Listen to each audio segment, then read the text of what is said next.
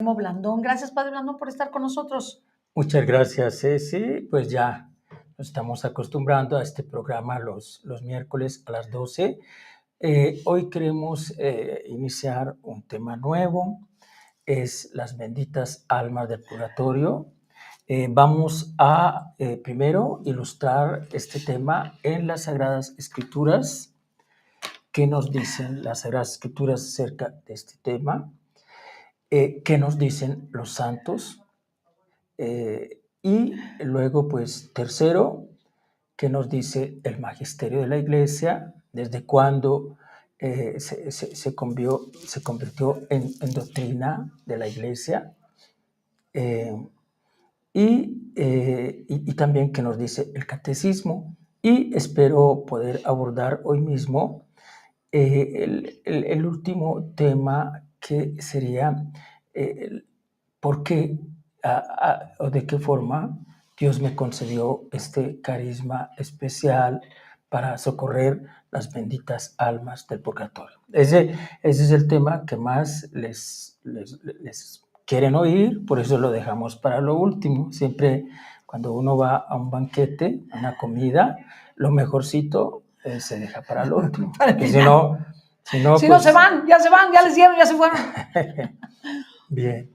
Entonces, a ver, el principal texto de la Sagrada Escritura es el libro de Macabeos, el segundo libro de los Macabeos. Es el texto tradicional que cada año leemos el 2 de noviembre en la liturgia. Más o menos se lo resumo. Pues resulta de que en el momento en que Judas Macabeo obtiene la completa liberación del templo y se dispone a consagrar, ya decíamos hace 15 días, que ahí surge una fiesta, la última fiesta del calendario litúrgico judío, que es la Navidad. Entonces, en el momento en que se dispone a reconsagrar el templo, Judas Macabeo se da cuenta que muchos de los que cayeron en la guerra de liberación tienen en sus bolsas idolitos y objetos de oro, pero que pertenecían a la veneración o al culto helenista, que es contra el que ellos están luchando en ese momento. Decíamos que es un momento muy parecido al que ahorita estamos viviendo dentro de la Iglesia. O sea, estamos viviendo una invasión de las fuerzas del mal, por lo cual yo les pedía a todos ustedes que no etiquetemos tendencias, porque de pronto una tendencia, ya sea la progresista o la conservadora, pues va a decir, yo tengo la solución. No etiquetemos tendencias, porque aquí lo que estamos viviendo es una invasión del mal. Empezó desde 1972, dijo el Papa Pablo VI, y esta invasión del mal es la que ha producido lo que el Papa Francisco llama colonización ideológica. O sea, las fuerzas del mal intentan someter a la Iglesia con una colonización ideológica. Colonización ideológica es un término muy elegante para decir desacralización. ¿Sí? Entonces, era lo que estaba sucediendo ahí. Hubo una desacralización. Entonces, Judas crea la última fiesta del calendario litúrgico, que es la Navidad. En términos generales, la Navidad judía es el 25 de diciembre, pero como es con el calendario lunar, pasa con la Pascua, que es la única fiesta que nosotros tenemos con el calendario judío. A veces cae temprana y a veces cae tardía. Si cae temprana, entonces va a caer a finales de noviembre. Si cae tardía, va a caer por tardar el 25 de diciembre. Pero eso es para los judíos. Para los Judíos. Y es una fiesta que puede ser un equivalente, pero no tiene que ver con la Navidad católica. Sí y no. A ver, o sea, sí y no. ¿Por qué? Porque lo que ellos celebran ahí es la reconsagración del templo. Okay. Conocida también como la fiesta de las luces. Ahorita pues ellos lo homologaron con el calendario solar, los israelitas de ahora. Celebran la fiesta de las luces el 25 de diciembre para celebrarlo siempre con todos nosotros. Pero ellos celebran la reconsagración del templo. Alguien se preguntará, ¿pero qué es? ¿Cuál es la relación con la Navidad para los católicos? Es mucha, porque la institución de esa fiesta nos dice que va a haber un momento en el cual se va a cumplir lo que el rey David había dicho. Hoy leímos el segundo libro de Samuel, donde está la promesa de un reino eterno y de un templo que jamás será destruido. Entonces, la creación de ese templo y la reconsagración de ese templo es la persona de Jesús. O sea, hablándolo con un lenguaje de los hebreos, de los judíos, lo que nosotros celebramos el 25 de diciembre es el momento en el cual Dios se crea y se reconsagra con el nacimiento de Cristo un templo eterno. ¿Cuál es ese templo eterno? El cuerpo glorioso y resucitado de Cristo. Un templo que nunca será destruido. Entonces ahí es la relación, donde decimos en qué sentido se cumple esa fiesta y esa profecía. El verdadero templo es Cristo Jesús. Por eso Jesús decía, destruyan este templo y lo reedificaré en 3 días. Dice el Evangelio. En ese momento no entendieron, pero cuando resucitó, todos entendieron que cuando había dicho eso, se refería a su propio cuerpo. Es el templo eterno para los católicos. Entonces, decíamos que Judas Macabeo, antes de dar inicio a esa primera Navidad del año 150 antes de Cristo, se da cuenta en el rito de purificaciones a los cuales se sometían ellos para toda actividad religiosa, que muchos de los que cayeron en la guerra tienen ídolos, cosas que agarraron y que no debían haber agarrado, porque siente Judas Macabeo que contaminaron sus almas. Y entonces Judas Macabeo lo que hace es ofrecer un inmenso sacrificio en reparación de este pecado cometido por sus compañeros caídos en batalla. Entonces, de ese texto es donde se agarra la iglesia para decir que también el purgatorio como dogma de fe tiene una fundamentación bíblica. Pero pues también nos habla, hay distintos textos en el Nuevo Testamento. Uno de esos textos, el que a mí más me gusta citar, es cuando Jesús habla del pecado contra el Espíritu Santo, que es prácticamente el pecado de impenitencia. Entonces, y que lo acabamos de leer, ese texto.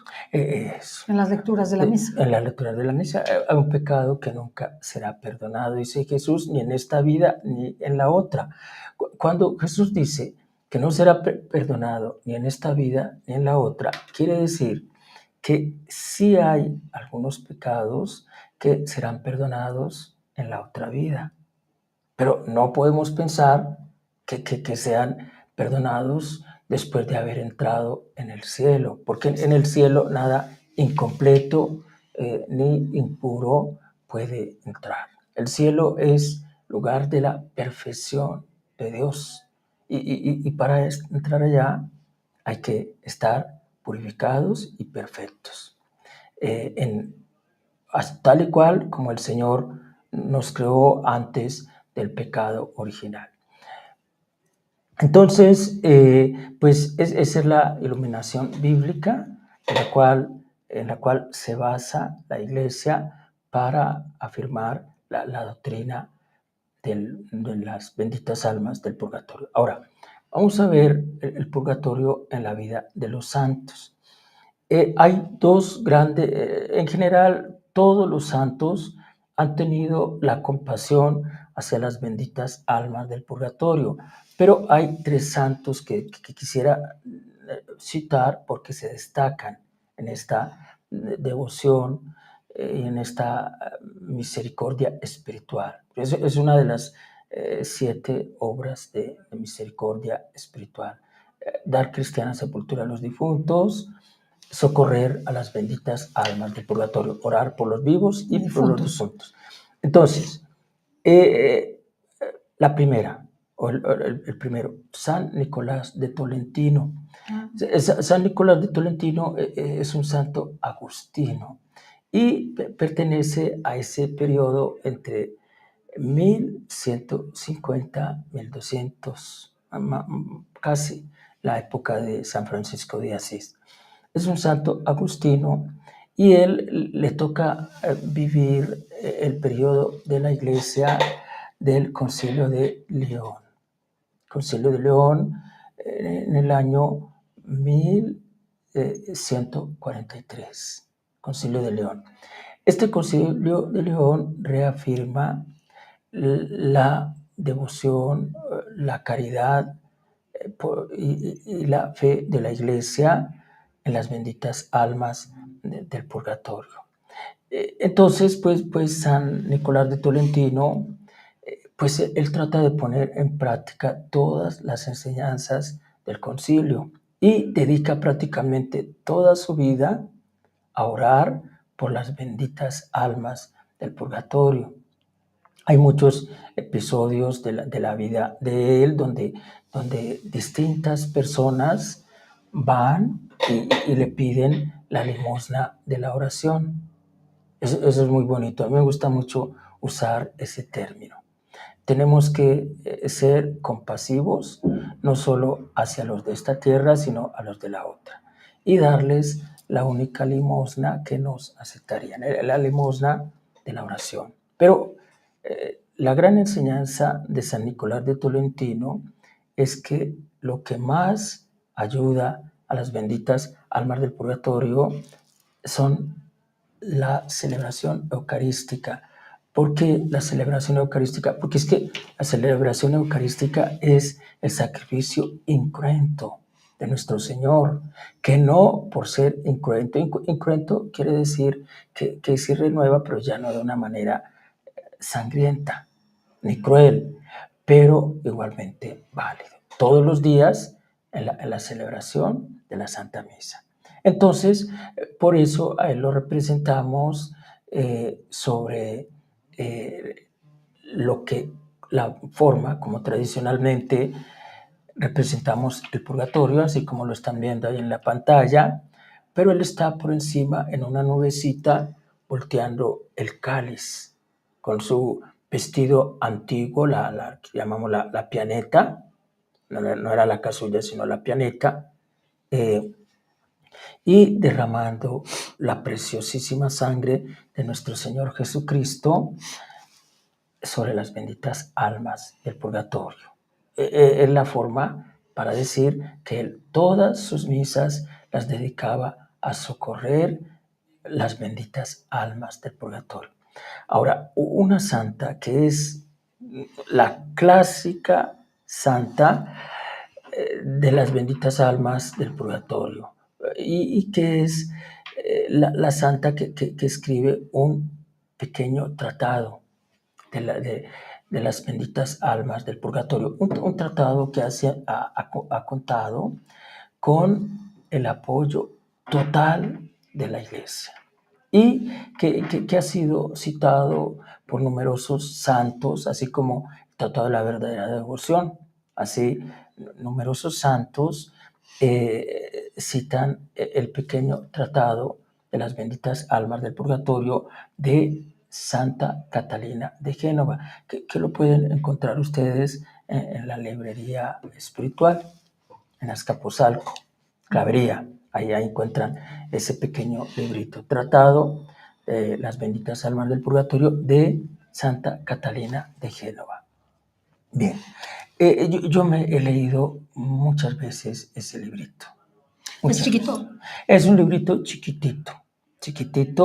El mero tratado es chiquitito como el secreto de María, de San Luis María Guiñón de Montfort. Serán Son unos libros pequeños. Unas 15 paginitas, 15, 20 paginitas. Por eso, normalmente la mayoría de las editoriales lo editan con la vida de Santa Catalina de Génova, para que tenga un poquitito más de volumen. ¿Y Santa Catalina de Génova por qué tuvo tanta... Sí, Santa Catalina de Génova, bueno, es una santa del 1500. Ajá. Es de la familia de los Briesca. ¿Quiénes son los Briesca? Son los que en ese momento asumen el pontificado. O sea, ella es de familia real, ¿no? Y familiar de los Briesca, que en ese tiempo pues es la familia de parientes familiares del Papa. Ella pues fue, es bien hermosa la vida de esta santa. Ella desde niña tuvo esa inclinación más bien a dedicarse totalmente a Dios, pero el 1500 es una época en que en la realeza a las mujeres no les permitían elegir si quedarse solteras o si casarse. Esa es una situación que se extendió incluso en México hasta el siglo XIX. Yo recuerdo todavía la época de mi abuelita, pues todas mis tías, las hermanas de mi papá, pues eran la mayoría mujeres, pues ella las casó, ella decidió con quién se tenía que casar, pero eso viene de una costumbre muy antigua, europea, que encuentra su enfoque central en el 1500. Entonces, ella la obligan a casarse. Ella obtiene la conversión de su marido. ¿En qué sentido? No es que su marido pues le diera tan mala vida como se dice, por ejemplo, de Santa Mónica. No. O de Santa Rita de Casia. O de Santa Rita, ¿no? O sea, le daba una vida normalita. Sí, el sufrimiento de Catalina de Génova es porque su esposo, aunque era una buena persona, no había conocido totalmente el amor de Cristo. Entonces estaba alejadón. Un poco alejadón. Entonces, ella lo que quería es que Dios le concediera a su esposo una gracia parecida a la de San José, es decir, una castidad perpetua. Finalmente lo tiene. Su esposo pues le da el permiso de dedicarse a obras de caridad y ella se dedica totalmente a atender en el hospital de Génova. Se le conoce como Santa Catalina de Génova. Ella empieza el proceso de su conversión con unos ayunos muy fuertes. Ya decíamos la vez pasada que todo lo que tenga que ver con Jesús, para saborearlo y gustarlo, incluso la experiencia de ser un buen católico, de pertenecer a la Iglesia Católica, está relacionado con todo el reino del Espíritu. Nosotros no podemos entrar en este reino hermoso instituido por Cristo, que tiene su asentamiento en la Iglesia, una católica y apostólica, si no entramos en el gusto por las cosas espirituales. Eso lo dice Jesús en el momento del juicio. Pilato lo acusan a Jesús de estar, digamos, haciéndole sombra al emperador, de convertirse en un peligro para el emperador de ese momento, emperador Tiberio. Y entonces le entra la duda a Pilato, le entra la duda. Y le pregunta, ¿de verdad tu reino es un reino que atente contra el emperador? Esa era la base, el fundamento de por qué esa pregunta. O sea, no es una pregunta hecha así porque se le ocurrió a Pilato, no, sino porque estaban acusando a Jesús de atentar contra los reinos de esta tierra, especialmente Roma. Entonces, ahí da Jesús la respuesta que tiene que ser la guía en nuestra fe. Jesús dice, mi reino no es de este mundo. Todo católico tenemos que entrar en esa idea, o sea, el reino de Jesús es un reino que empieza en esta tierra a través de la conversión, el cambio del corazón, se acrecienta con los sacramentos, se fortalece con la penitencia y florece y da frutos con la caridad. ¿Sí? Lo que decía San Juan Pablo II, citando a los santos padres de la Iglesia.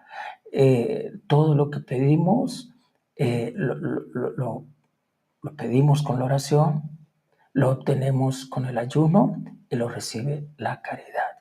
Es la coronación de la santidad, pero la llamamos la reina de todas las virtudes, la caridad, la única que permanece, porque es la base de la comunión de los santos. Entonces, ahí es ahí como empieza Santa Catalina de Génova. De ella se dice que llegó a hacer unos ayunos mucho más fuertes que lo que hoy en día llamamos el ayuno Rua. Algún día dedicaremos... Son 40 días, el de 40 días. El de 40 días. Pan y agua. Algún día dedicaremos un tema a esto de los ayunos. Son muchos. El de la Reina de la Paz, miércoles y viernes. El de la Reina Esther, 3 días a pan y agua. El del profeta Daniel. El de ustedes es seco, ¿eh? El de Esther, sí, agua nada más. Nada más es agua. Para que la persona no se deshidrate. Agua. 3 días completos, por agua. Y luego el del profeta Daniel, que es un ayuno a verdura, o sea, legumbres. Y semillas, ¿no? Semillas, sin sal, sin condimento y agua. Bueno, pero eso será tema. Entonces ella hacía ayunos muy grandes por las ánimas del purgatorio. Eran unos ayunos extraordinarios donde ella vive profundamente la pasión de nuestro Señor Jesucristo. Es en esa vivencia de la pasión de nuestro Señor Jesucristo donde en Santa Catalina de Génova surge el amor por las benditas almas del purgatorio. Y ella le pide a nuestro Señor que le permita vivir hasta donde sea posible lo que es el purgatorio. Entonces ella en ese pequeño tratado lo que dice es que ella vivió por permisión de Dios un tiempo el purgatorio en su propio cuerpo. Y ella escribe esa vivencia mística. ¿En ese librito? En ese librito. Ese es el tratado de las benditas almas. ¿Y se puede bajar en el internet? Lo pueden ustedes descargar en internet. Se llama El Tratado de las Benditas Ánimas del Purgatorio de Catalina. De Catalina de Génova. Santa Catalina de Génova. Si no estoy mal, creo que ya también está en audiolibro. El Tratado de la Verdadera Devoción está en audiolibro. Además lo buscan y lo descargan. Bueno, entonces, ¿qué es lo que dice Santa Catalina de Génova? Ella vive durante esos días de ayuno la experiencia del purgatorio. Entonces, la primera conclusión a la cual llega ella es lo que nos han dicho siempre los últimos papas. El purgatorio es un estado del alma, pero siendo el purgatorio un estado del alma, lo mismo es que sea un lugar o que sea un estado. O sea, la cosa no cambia. La cosa no cambia porque es que ahí es donde está un poco la confusión. Que muchas personas dicen, pero como es un estado del alma, pues nada que ver con así como lo estamos representando. Es lo mismo. ¿Por qué? Porque es que los espíritus no tienen cuerpo físico. Entonces, lo mismo da que lo que están viviendo sea un estado o que sea un lugar. Entonces, es ahí donde Santa Catalina de Génova dice que es simplemente una forma de hablar. Pero cualquiera de las dos está bien, porque los espíritus no tienen materia. Entonces, está bien si para la gente sencilla lo definimos como un lugar, o para la gente más culta que pelea el punto y la coma, entonces decimos que es un estado. Ven que hoy en día los conservadores pelean el punto y la coma en la iglesia. Entonces, para ellos es un estado, pero la misma cosa. Bueno, entonces ella dice que es un estado.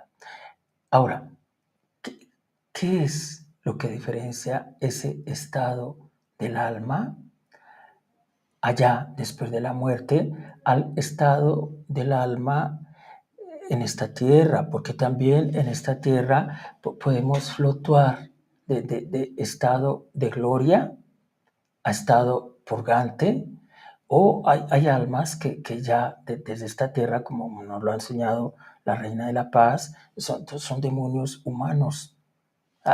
Hice un programa, luego les platicaré de ese programa, de una persona que llegó al último nivel en la masonería, o sea, el grado 34, y en la UNAM, ¿sí? Y pues prometió de por vida nunca salvarse.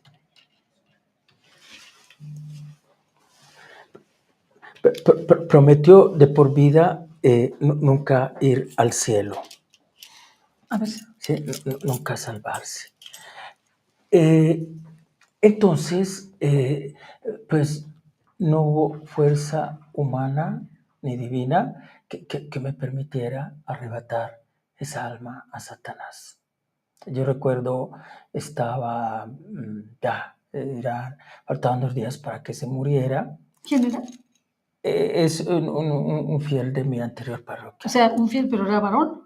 Un varón. Sí. Y ese varón no se quiso salvar.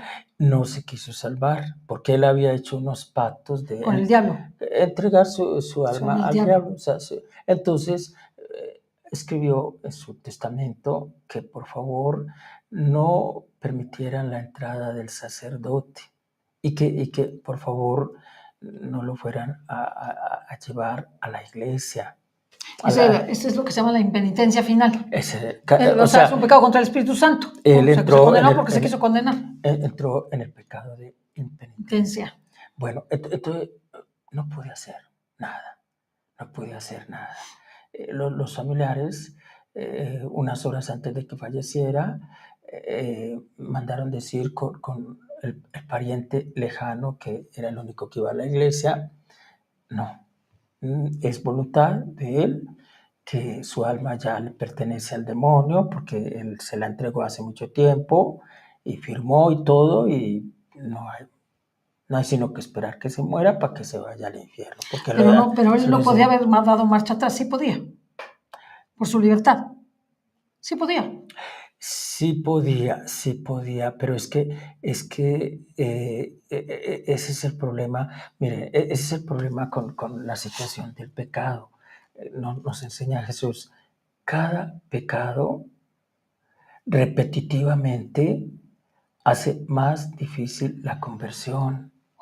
Algún día le dedicaremos un programa a Judas Iscariote, que conozco bien, paso a paso su vida.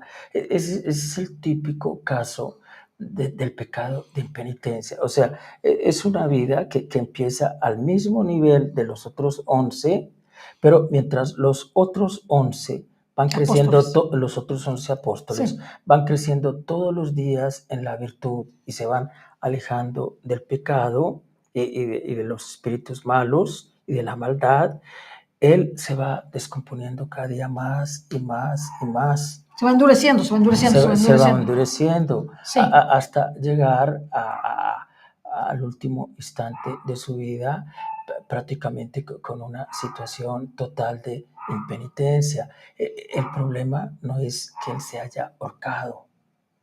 El problema es que él cayó en una impenitencia total, que prefirió, al igual que los ángeles caídos, reinar en el infierno que servir en el cielo. Sí, o sea, prefirió condenarse igual este hombre. Hombre prefirió, pero este hombre fue más explícito, ¿no? Este hombre fue más explícito. Ajá. Sí. Entonces ahí va la cuestión. Para explicar lo que nos dice Santa Catalina de Génova, es un estado. La diferencia de ese estado mientras estamos aquí en la tierra es que podemos fluctuar, variar. A veces estamos en estado paradisíaco, a veces estamos en estado purgante, o he encontrado personas que son ya demonios en vida. Qué terrible, como este que les acabo de... Pero este puso ya en su testamento y todo, ¿no? Puso que no quería. Que no quería y no lo dejaron ni entrar, ni no, nada, y yo al otro día pues pensé que sus familiares pues a última hora se iban a compadecer. Y no. O sea, entonces también los familiares están en un pecado grave. Pues los familiares respetaron la voluntad de esa persona que se quería perder. Algo muy doloroso para mí, para un sacerdote. Entonces, es ahí. Ahora, ¿cuál es la diferencia con una persona en esta tierra y una persona que ya el espíritu salió del cuerpo? La diferencia es que en el momento, lo estoy citando doctrina de la Iglesia Católica, no crean que son cosas que estoy inventando, les estoy hablando de los novísimos, las postrimerías. En el momento en que el espíritu se separa del cuerpo, entonces, dice Santa Catalina de Génova, la voluntad y el libre albedrío se fijan para toda la eternidad en la elección que la persona hizo. Si la persona murió en un estado de arrepentimiento, entonces es un arrepentimiento, pero sin purgar, que es la mayoría, como nos dice la Santísima Virgen María, la Reina de la Paz. O sea, la mayoría de las personas mueren, Dios nos creó para Él. Lo normal es que la mayoría de los seres humanos algún día estemos todos en el cielo, porque eso está en nuestra misma naturaleza. Se necesita estar demasiado endurecido para que sea lo contrario. Pero también dice la Santísima Virgen María, muchas almas caen en el infierno, porque no hay quien ore por ellas. La devoción de la Santísima Virgen de Fátima. Bueno, entonces la cuestión, el meollo de este pequeño tratado es que Santa Catalina de Génova dice que en el momento en que el cuerpo y el alma se separan, la voluntad y el libre albedrío se fijan de tal manera que... ¿Se fijan en la salvación o en la condenación? Sí, de tal manera que quedan en una situación eterna. Pero hay un pero, que las personas que se fijan en la salvación, porque ya pidieron perdón de sus pecados, ese tipo de personas no tienen la purgación suficiente para entrar en el cielo, la mayoría. No tienen la purgación. Alguna persona me decía, padre, ¿es correcto llamarlas benditas? ¿O sería correcto llamarlos santos? Pues si San Pablo dice que todo bautizado es santo en potencia, aún aquí desde esta tierra, pues ¿cómo no vamos a llamar benditos o santos a las almas del purgatorio? No ven a Dios todavía, pero están destinadas a la salvación y permanecen en una comunión con nosotros gracias a la comunión de los santos. Por eso nosotros hablamos de la iglesia militante, nosotros, los de aquí en la tierra, la iglesia purgante, los que se están purificando, y la iglesia triunfante. Aquí vamos a llegar, padre.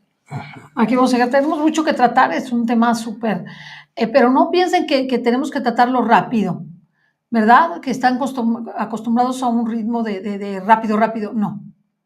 Lo del padre Blandón es despacito. ¿Por qué? Porque vamos a entender muchas cosas y tenemos que crecer espiritualmente. Entonces, vamos a ir despacito, despacito, entendiendo los conceptos porque no es tan fácil. Y las almas del purgatorio requieren nuestra comprensión para poder rezar por ellas.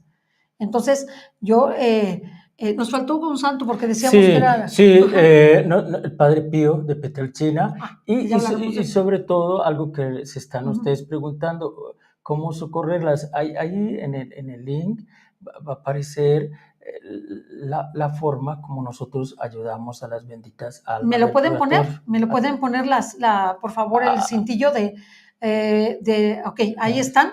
Les hace las misas gregorianas, las 33 misas, pero ahí no viene el teléfono, ¿sí? En la parte de abajo está el teléfono está muy chiquito. De las personas que coordinan toda esta actividad. Tómenle un pantallazo, por favor. Bueno, aquí nosotros no lo vemos porque tenemos la cámara, pero no se preocupen, las personas lo ven. Es que están muy chiquitas las letras. Sí. Las necesitamos para las 33 misas. ¿Cuándo empieza usted? Esta actividad de los misioneros de la Divina Redención vamos a iniciarla el 31. ¿Sí? O sea, para que se apuren si quieren hacer las misas gregorianas. Y si no, yo los paso con el padre Blandón. Les mando sus datos del padre Blandón para que ustedes se acuerden con él. Y yo ya los contacto con los que principalmente nos ayudan a coordinar todo eso, que son los misioneros de la Divina Redención, que tienen como carisma también de socorrer a las benditas almas del purgatorio, entre otros, porque también ayudan a los niños. Muy bien, con esto nos despedimos. Ahí está el dato para que lo tomen. Y si usted sabe el teléfono, ¿se lo sabe de memoria? Sí, bueno, pueden ponerme a mi WhatsApp también. Sí. 55. ¿Que puedo poner aquí? ¿Me da permiso? Sí. 55. Para que le pidan las misas, 52, 55. Claro. Ajá. 55, 13. 96. 17. 85.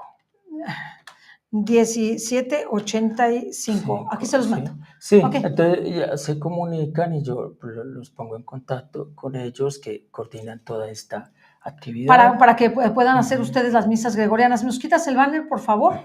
Sí, para despedirnos, pues le agradecemos muchísimo haber estado con nosotros y también les agradecemos, no me llamen ahorita por teléfono hasta que terminemos el programa, también su contribución para el canal, ahí están nuestros datos personales, gracias por ayudarnos o hazte miembro del canal y nos puedes ayudar donde dice unirse, puedes ser miembro del canal y pues esto nos ayuda muchísimo. Muy bien. Sí, ahí está el número 52 55 13 96 17 85 del WhatsApp del padre Juan Guillermo Blandón. Muy bien, ahí está, tienes el contacto, Anita. Gracias a todos, Dios los bendiga.